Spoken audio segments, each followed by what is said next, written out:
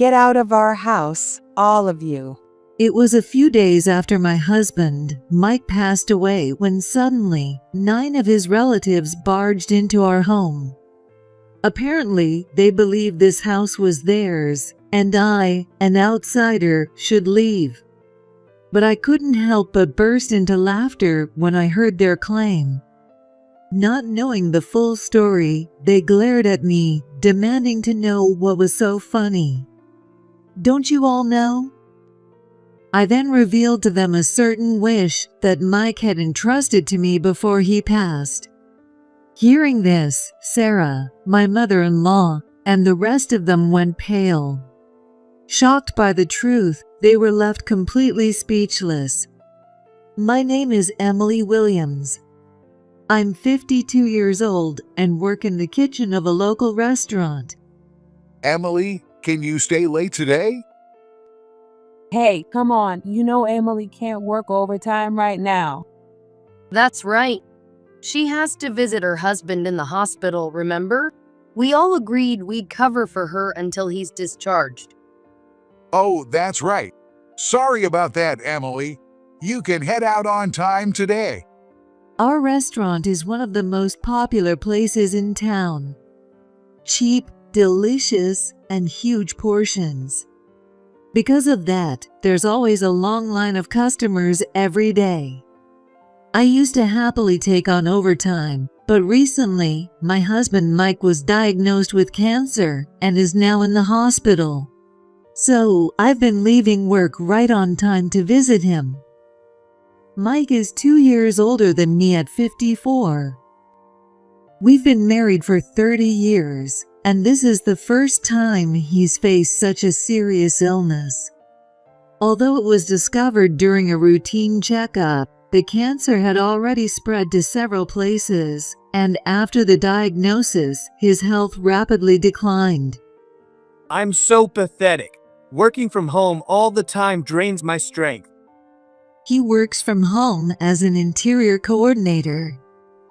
Since he worked as a freelancer, he was able to handle all his tasks with just one laptop.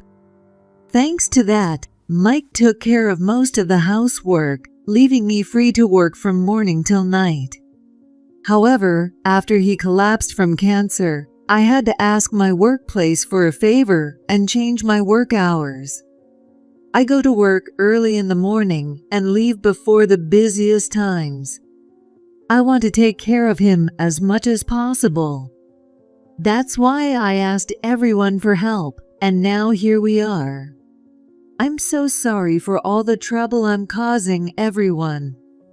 What are you talking about? If you keep looking that down, your husband's going to worry when you visit him. Yeah, go see him with a smile and take good care of him. If things get rough, the manager can handle both the front and the kitchen if he has to. Hey, what am I, some kind of superhero now? My coworkers all laughed, full of good spirits. When I first asked for help, no one hesitated or made a face. In fact, they were the ones who suggested I leave early every day. Even the manager, despite how it might affect the business, adjusted the schedule just for me. I'm so lucky to work in such an amazing place. When life settles down, I'll definitely repay everyone for their kindness. With that thought, I thanked everyone and clocked out. I quickly got ready and rushed to the hospital. Hi, Emily. Perfect timing. The doctor's with your husband right now. As soon as I arrived, the nurse greeted me warmly. I hurried to Mike's room to find him talking with the doctor. Hi, Emily. Glad you could join us. Oh, you're done with work? Mike, 2 years my senior. He was always mistaken for being younger than me due to his baby face. But ever since the cancer, he's aged dramatically.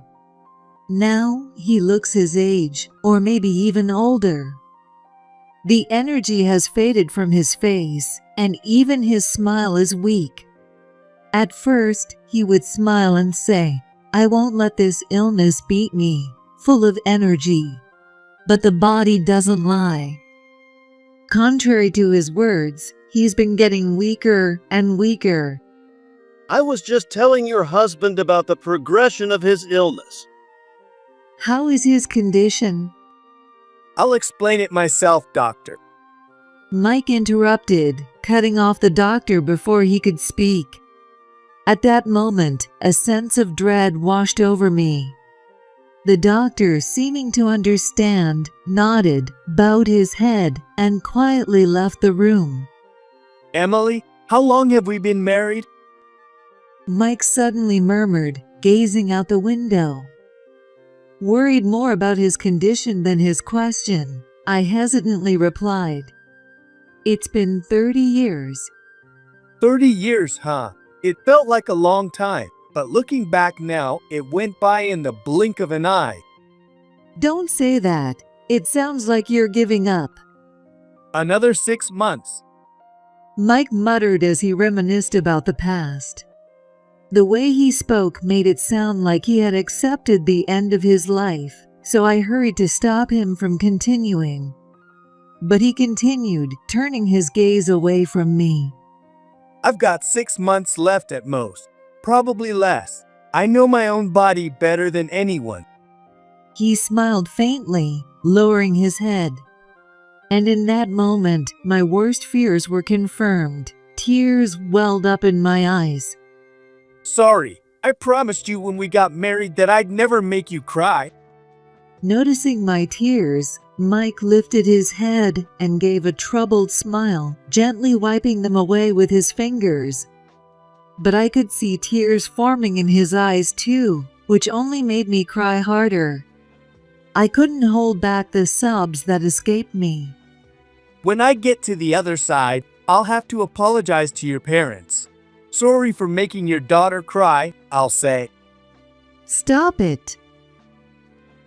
Life without him, it would be unbearably lonely. We used to joke about wanting to go together when the time came, so we'd never have to face life alone. But hearing him speak as if he'd already given up on living made me furious. Don't talk like it's over. You don't know that for sure. Emily. It's not set in stone yet. Medicine has come so far, and if we look for a different hospital, there might still be a chance. I'm not going to make it. As I desperately shouted, trying to reject reality, Mike gently held my hand and continued softly. I'm going to be gone soon. No, I can't accept that. I won't. I want to do everything I need to before I go, and I want to spend every last moment with you. With that, Mike began to share his wishes for the time we had left. I don't want to spend what's left of my life in this hospital. I want to go home with you, back to our house. And I know you have work, but could you take a few days off? I want to go on that trip we planned. I want to fulfill all the promises I made to you. Please, let's make that happen. He bowed his head deeply. And with that gesture, I was struck by the harsh truth. This wasn't a dream. This was reality. It was really happening. I realized I had to accept it, and though tears kept streaming down my face, I told the doctor about Mike's wishes. The doctor respected our decision and immediately began preparing for Mike's discharge. After some final tests, he would be able to go home the next day. And so, Mike was about to begin his final stay in the hospital. Mike, I came to see you. Hey, how's it going? Are you about to kick the bucket? Oh, Emily, I didn't know you were here. I thought it was just Mike. Since there was still some time before dinner, I decided to stay with Mike a little longer in his room. Suddenly, Sarah, Mike's brother John, and John's wife, Linda, came in for a visit. It's been a while, John and Linda. John, Mike's older brother, is 55, just 1 year older than him. He works in construction, though his habit of slacking off has left him without any real position, even at 55. He's just going through the motions at work. His wife, Linda, is 34, young and quite pretty. But her sharp features and even sharper tongue always left an impression. She's fine with other people, but for some reason she's always been hostile toward me. Then there's Sarah, Mike's 74-year-old mother. Despite her age, she's still full of energy. However, her nasty personality was evident on her face, and she was extremely greedy when it came to money.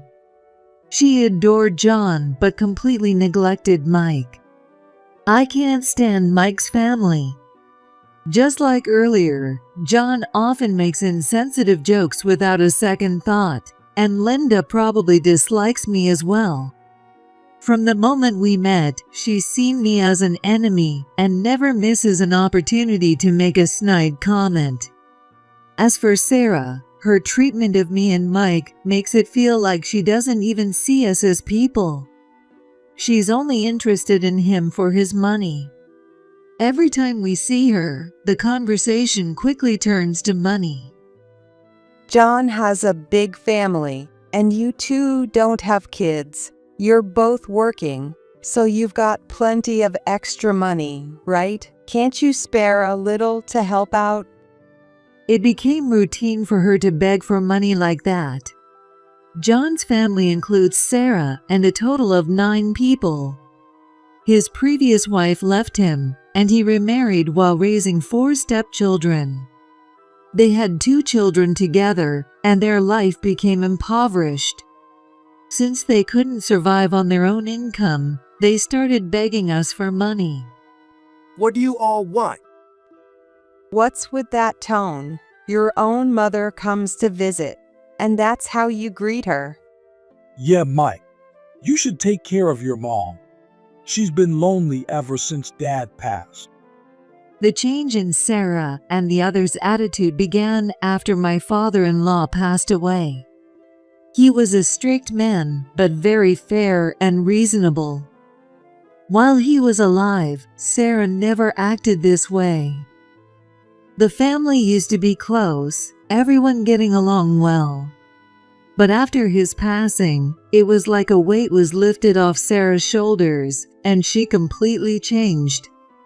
The only reason she had been considerate toward us was because of her husband's influence. Once he was gone, she had no reason to continue and started treating me like an outsider. With Mike, all she talked about was money, and that's how things have been ever since. John had actually been disowned after he ran away with his first wife. But once their father died, he was welcomed back, along with Linda. Even though this town offers a lot of support for raising children, raising 6 kids requires a lot of money. Mike often expressed his frustration at how naive they were about that. This month's been tough. We could really use some financial help again. What? Are you serious? How can you ask for money when Mike is going through something like this? Stay out of it. This is family business. Exactly. I couldn't believe the audacity of Sarah and her family, and I yelled in frustration. But John just brushed it off. Linda stood beside him, smirking at me, even making a shooting gesture like she was waving off a dog. Sorry, but we don't have the money to spare right now. That's not going to work for us. We came all this way because we figured you'd have something for us. You're really such a useless son. Sarah muttered under her breath, not even caring if Mike could hear or not. At this point, I was about to lose my temper with these 3, who clearly had no sense of decency. So, how are you doing? What's the status of your cancer, and when will you get out? It was obvious she wasn't asking out of concern. Knowing Sarah, she had some greedy plan in mind. She probably wanted to know because it had something to do with money. I have 6 months left. I'll be discharged tomorrow and I'll spend the rest of my time at home. You're kidding. The moment they heard that, Sarah and the others' eyes lit up. Instead of being shocked, they looked excited, like this was good news for them. It was a sickening sight, and I almost felt like I was going to throw up. Well then, I'll come pick him up when you're discharged. You'll need a car, right? No, thank you. Despite Mike's calm and polite response, Sarah and her crew continued to act inappropriately. I couldn't stand it any longer, so I forced the three of them out of the hospital room. Hey, what do you think you're doing? Leave. I'll handle everything on the discharge day, so there's no need for you to come. And I don't ever want to see your faces again. What? Hey, don't you? I slammed the door and locked it, cutting off whatever complaint Sarah was about to make. Immediately, I went to the hospital staff and explained the situation. I arranged with the nurse to restrict all visits except for me, making sure Sarah and the others wouldn't be able to see Mike again. I'm sorry, Emily. I've caused you so much trouble. Why didn't you stand up to them? They treat you like a fool and only care about you for your money. I was furious. How could such awful people keep living so freely while someone as good as Mike was the one who had to suffer? It might have been selfish to think that way, but I couldn't help it. I needed to let out my frustration. I didn't want to face the reality that Mike, someone I loved so deeply, was going to leave me. I didn't want to put any extra strain on myself by arguing with them, but it made me happy that you stood up for me like that. That's why I have one last favor to ask you. A favor? Then Mike entrusted me with something. What he told me was so shocking that I couldn't hide my surprise. But he was completely serious. Mike looked me in the eye and made sure I understood. This will be the first and last thing I ever ask you. I understand. With that, I took on the responsibility Mike entrusted to me, and that day I went home. The next day, before Sarah and the others could arrive, I quietly got Mike discharged. Though we were home, I knew Sarah would show up soon. I had to find a way to keep her and her family away from Mike. I made a slight change to Mike's original plan. Instead of staying at home, I arranged for us to stay at my friend's vacation house for a while. I'll miss being at home a bit, but as long as I'm with you, it doesn't matter where we are. Mike said with a shy smile, making me blush. After explaining the situation to my workplace, I took a long leave of absence. I wanted to spend every last moment by Mike's side.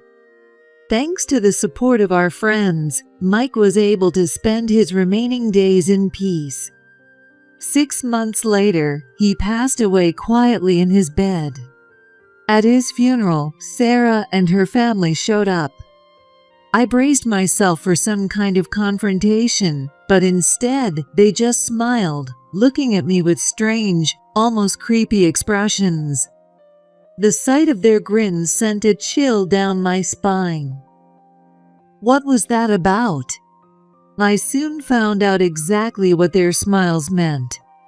After the funeral, I returned home to start sorting through Mike's belongings. The doorbell rang, and when I opened it, there were Sarah and John standing at my doorstep, loaded with luggage. We heard from the neighbors that you were finally back home. What's with all that luggage? Sarah grumbled as she tried to push her way into the house. But I stood firm at the entrance, blocking her path. John glared at me, clearly annoyed. What are you doing? Move out of the way. I'm not moving. What's with all this luggage? And you brought your kids too. What exactly are you planning? Behind John, his entire family stood there. The situation was baffling, but I knew that panicking would only play into their hands. They were here with some scheme in mind. So I faced them with confidence. Then, with a mocking laugh, Sarah said something unbelievable. Starting today, this house is ours. Get out, stranger. I couldn't believe what I was hearing. Sarah and her whole family, 9 of them, were trying to claim this house for themselves. I was so stunned by their absurdity that I couldn't even find words to respond. It's only natural for my son's belongings to go to his blood relatives, right? Besides, I've got his will right here, Sarah said, shoving the documents in my face. But instead of being intimidated, I burst into laughter, clutching my stomach. It was just too ridiculous. Sarah and her family looked so clueless. I couldn't stop laughing. What's so funny? Clearly offended by my reaction, Linda peeked out from behind John, glaring at me with annoyance. Still wiping away my tears of laughter, I delivered the shocking truth to them. You don't know, do you? This house is mine. What? Huh? Sarah and the others stared at me, utterly confused, their faces blank with disbelief. Their faces looked so ridiculously foolish that I almost burst out laughing again. But I held back my laughter and went to grab some documents from the room to reveal another fact. As you can see, this house legally belongs to me. Mike changed the ownership to my name while he was still alive. What? Sarah's eyes widened at the mention of a title transfer. She snatched the papers from my hands, and John and Linda crowded around her, examining them closely. It's true. The house is in her name. The documents were real, and my name was on the deed. Realizing that everything I said was the truth, John and Linda began shouting angrily. But I remained calm and continued speaking without a hint of fear. This isn't fair. I thought the house was still under Mike's name. We changed it when he got out of the hospital. Mike wanted to transfer ownership to me while he was still alive, so we wouldn't have any problems later on. Sarah, growing desperate, interrupted, thrusting her so-called will toward me. That's impossible.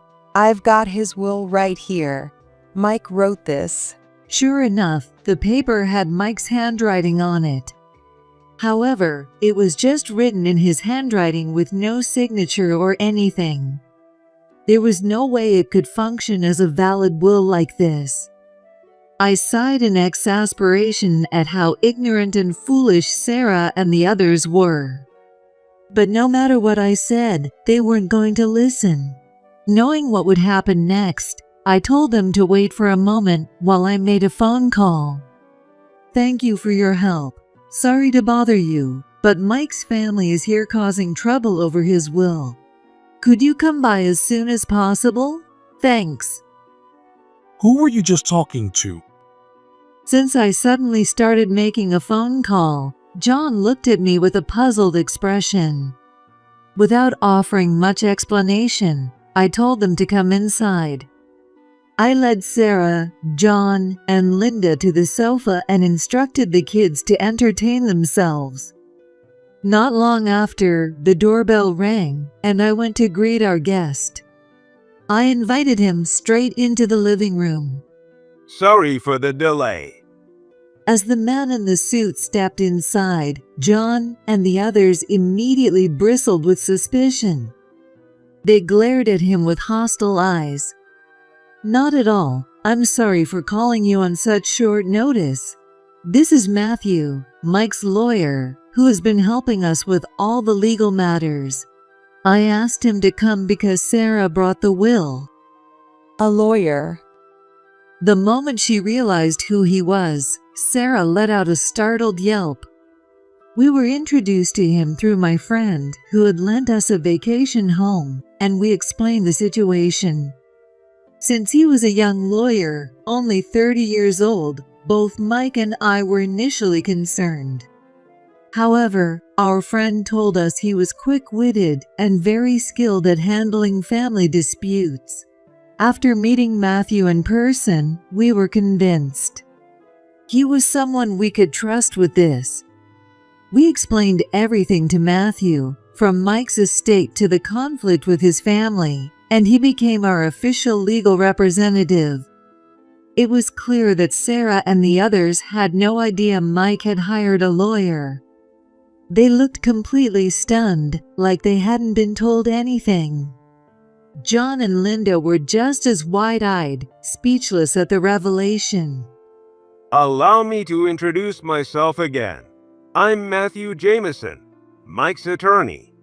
I'm here to discuss some matters related to his estate. For the sake of transparency, I'll be recording this conversation as it will serve as evidence. In contrast to John, who had long, messy hair and a flashy appearance, Matthew had neatly trimmed short hair. He wore glasses to soften his sharp gaze and had a very clean, professional look. Sarah, seemingly forgetting her position, gazed at Matthew with admiration. He bowed respectfully to her. Sarah, along with John and Linda, returned his gesture, suddenly very polite. When she saw his business card and lawyer's badge, Sarah straightened up, realizing he was indeed a real attorney. John and Linda also straightened their posture, looking tense and serious. I sat down on the sofa next to Matthew, and our conversation began. Matthew smoothly activated the voice recorder, and the discussion began. Sarah, you mentioned you had a will. May I take a look at it? Matthew asked calmly. His steady tone seemed to unsettle Sarah, whose hands trembled slightly as she handed over the document. They were probably thinking that without someone to back them up, they might not get their share of the inheritance. That thought must have crossed their minds. There was no way they could out-talk a professional lawyer.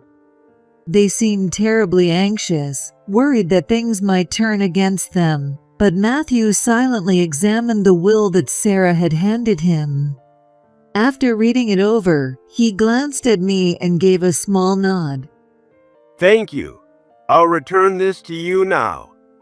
Matthew handed the will back to Sarah with a polite smile. Perhaps his demeanor made them even more uneasy as they began questioning whether the will was legitimate. It was Mike's will, right? Yes, this does appear to be Mike's will. See? This means the house is ours now, Sarah said, suddenly gaining confidence.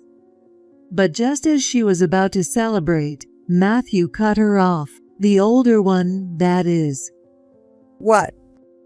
Sarah's face scrunched up in confusion, as if she hadn't heard him correctly. I said, this is indeed Mike's will, but it's an old one. The valid will is this one. Matthew pulled out a newer document from his briefcase, dated after Sarah's version, and read it aloud. All of my assets are to go to Emily. The previous will written for my mother is null and void, and this is my final will. What? Let me see that. Linda and John quickly grabbed the new will from Matthew's hands to inspect it. The newer will had a fresh date, a signature, and even a fingerprint, and since it had been arranged through a lawyer, it was obvious which will was valid. As Linda and John grasped the situation, the color drained from their faces, and Sarah's lips trembled. Then, this will is just a worthless piece of paper. What? The moment the word worthless was spoken, John turned his anger towards Sarah. Even in front of my lawyer, he lashed out at her. Hey, what's going on, you old hag? You told me the inheritance was ours and that you had it handled. John was hurling words at Sarah, looking like he was about to grab her any second. Linda tried desperately to stop him, but there was no way she could match his strength. John shook Linda off and continued to shout insults at Sarah. She cowered in fear. It was a chaotic scene. I couldn't stand it any longer, so I glared at John and calmly spoke. Would you mind not causing a scene in my house? You're being a real nuisance. What did you say? If you keep acting like this, we'll have Matthew here document everything and take it to court. The moment I mentioned Matthew's name, John stopped dead in his tracks. He knew he couldn't win against a lawyer. Being completely ignorant of the law, he realized there was no way he could win, so he hurriedly sat down on the couch. By the way, did Mike willingly write that will? Once things had calmed down a bit, I turned to Sarah with a question. It was clearly his handwriting, so it was only natural to think so. Though she seemed to be expecting me to agree, I stayed silent and waited for her response. Yes, of course. Mike wrote it for me when he was in the hospital. Really? Mike willingly wrote that for you? That's what Sarah's been saying all along. What's your problem? It must have felt like an interrogation, which clearly irritated her. Linda cut in abruptly from the side. Sarah nodded in agreement with her, and I glanced over at Matthew. He adjusted his glasses and gave me a subtle nod. That was the okay sign from Matthew, and once I got the signal, I revealed a certain truth to Sarah and the others. It's strange, because the hospital security footage shows you forcing Mike to write that will. I pulled a laptop from my bag and inserted my USB drive containing the data the hospital had provided. When I had first contacted Matthew, Mike had told him that he'd been coerced into writing the will. We explained this to the hospital, and they were willing to cooperate by providing the security footage. I quickly downloaded the data and displayed the footage on the screen. We can't risk you dying and us not getting the inheritance. The footage showed Sarah, John, and even Linda pressuring Mike to write the will, using what were practically threats. If you don't want that woman to suffer, you better just write the will quietly. Yeah, Mike. As long as you do this, nothing bad will happen to her. The footage was from 3 days before Mike was discharged. Sarah and the others had asked Mike about the progression of his cancer as part of their plan. Their twisted intention was clearly to get their hands on the inheritance as soon as possible. That's not true. We were just joking around. Exactly. We were watching some TV show before going to the hospital, and the villain was so cool we were just copying him. Come on, we weren't serious. Can't you cut us some slack? Now that they knew they were in trouble, the three of them scrambled to make excuses. But their desperate words only fueled my anger. I could only sigh in exasperation at their pitiful attempts to cover up the truth. Not only do you refuse to admit what you've done, but you're actively trying to hide it. This is deliberate. Matthew, can we charge them with extortion as well? Absolutely. And we've got it all recorded. Matthew said with a broad smile as he picked up the voice recorder. John, Sarah, and Linda's faces turned pale as they realized they had completely forgotten about the recording. They were speechless, their mouths opening and closing without a sound. Given all this, I'll be making sure to file a claim for damages against each of you for what you've done to him. What? No, wait. Please, Emily, it was all Sarah's idea. We were just standing by. I never told him to write anything. Linda frantically tried to distance herself from responsibility. Her words triggered a new argument between Sarah and John. You all agreed to pressure him into writing the will. You're the one who said you could handle it, Mom. We didn't do anything but stand by. You were threatening Mike to hurry up and sign it. That's because Mike's appointment was coming up. It wasn't about the will. We were just running out of time. If we waited too long, Emily could have shown up. So, they had intentionally waited for a moment when I wasn't there. Linda unknowingly provided more incriminating testimony, but she was too caught up in the argument to realize it. The three of them continued their ugly dispute, and their children, who had been playing in the other room, eventually came over, curious after overhearing the argument. Some of them were as young as 2. I could see the fear in their eyes. The children were innocent. I understood that much. I quickly called over my oldest nephew, a 5th grader, and told him to take his siblings to another room, away from the adults' ugly dispute. Not fully understanding what was going on, he followed instructions and moved to another room, bringing his younger siblings with him. Once they were out of sight, I turned back to the 3 adults and said coldly, "Aren't you ashamed of yourselves? You call yourselves parents? What did you say?" You're standing here, blaming each other and arguing like children, right in front of your own kids. Don't you feel any shame? Passing the blame back and forth. It's pathetic." Linda, realizing what I'd said, glanced toward the door where the children had exited. Remembering how the children had left the room looking anxious, she came over to me, bowed her head deeply, and apologized. She pleaded desperately for forgiveness. "I'm so sorry. I admit everything, forcing the will, everything we did. Please forgive us." John and Sarah, desperate to salvage the situation, quickly followed her lead, offering their own apologies. We've got to provide for our kids. Please, just don't take away the money.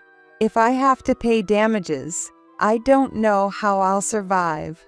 Please, we'll make amends for what we did, but don't make it any harder. They were crying now, pleading for mercy. But their words only made me angrier.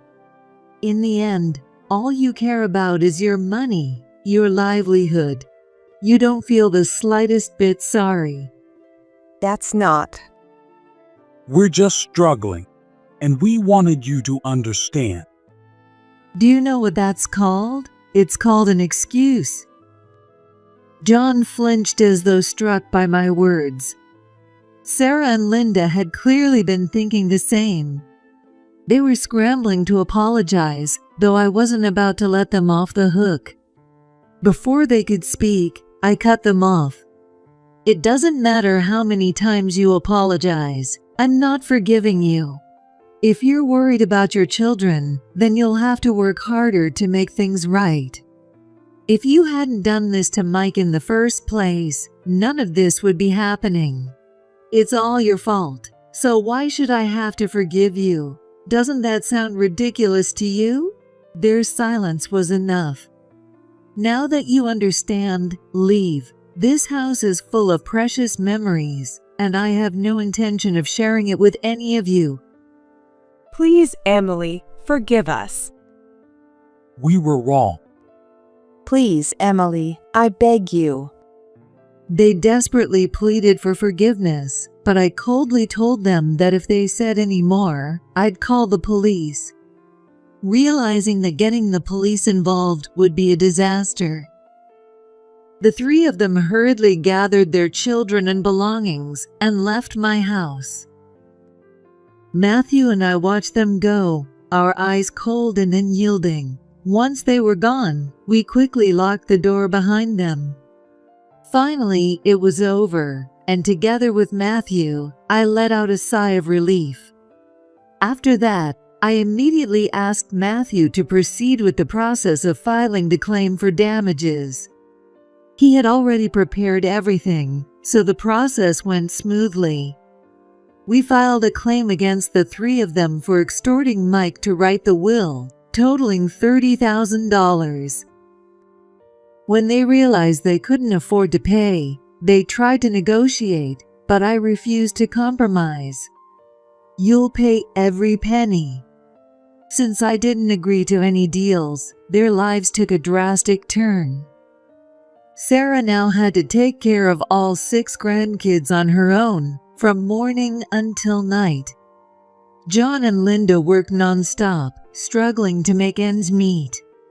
They sold their house and moved into a cramped apartment with all 9 of them. They did manage to pay off the damages, but their financial situation remained dire, and it looked like that lifestyle would continue until their youngest child turned 18. In the end, I successfully severed ties with them for good. Even after sorting through Mike's belongings, I continued to live in our house. I kept working, and sometimes my coworkers would visit, so I never felt too lonely. Hey, guess what happened today? Every day, I would look at Mike's photo and tell him about my day.